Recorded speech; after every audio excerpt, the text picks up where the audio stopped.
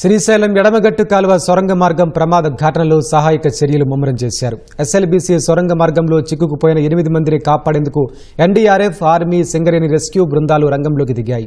శనివారం అర్ధరాత్రికి ఘటనా స్థలానికి చేరుకున్న బృందాలు సొరంగంలో చిక్కుకుపోయిన వారిని బయటకు తీసేందుకు ప్రయత్నం చేస్తున్నాయి.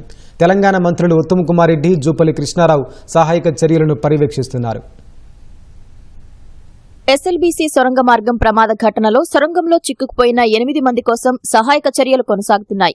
హైదరాబాద్, విజయవాడ సహా పలు ప్రాంతాల నుంచి ఎన్డీఆర్ఎఫ్ బృందాలు ఇక్కడికి చేరుకున్నాయి. సొరంగంలో శిథిలాల మధ్య చిక్కుకుపోయిన వారిని బయటకు తీసేందుకు ప్రయత్నం చేస్తున్నాయి.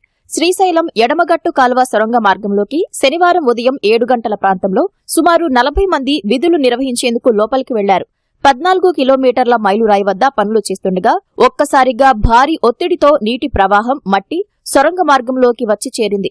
పెద్ద పెద్ద శబ్దాలు రావటం, ఆ వెంటనే సొరంగ మార్గం చుట్టూ ఏర్పాటు చేసిన సెగ్మెంట్లు కూలాయి. టన్నెల్ బోరింగ్ మిషన్ ముందు భాగంలో ఉన్న 8 మంది అక్కడే చిక్కుకోగా వెనుక భాగంలో ఉన్నవారు అప్రమత్తమై బయటకు వచ్చేశారు. అంతకంతకు నీటి మట్టం పెరగటం, విద్యుత్ సరఫరా నిలిచిపోవడంతో భయంతో బయటకు పరుగులు తీశామని టన్నెల్ నుంచి బయటకు వచ్చిన కార్మికులు తెలిపారు.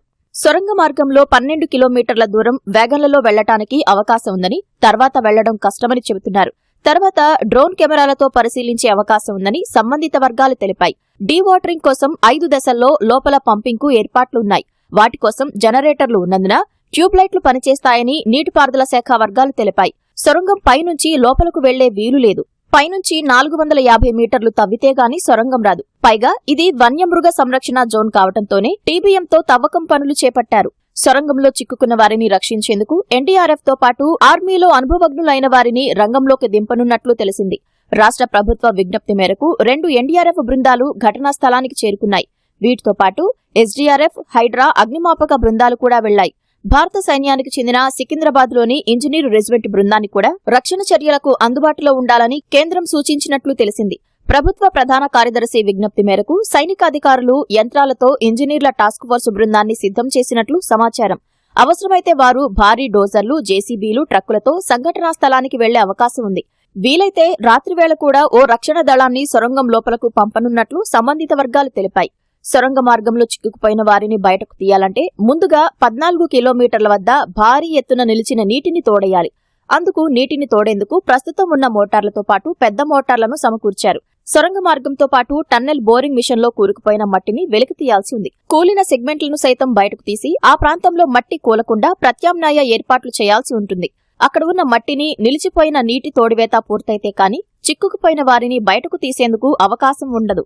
14 కిలోమీటర్ల మేర విద్యుత్ పునరుద్ధరించగా ఘటనా స్థలానికి చేరుకున్న ఎన్డీఆర్ఎఫ్ బృందాలు అర్ధరాత్రి నుంచి సొరంగంలో సహాయ చర్యలు చేపట్టాయి.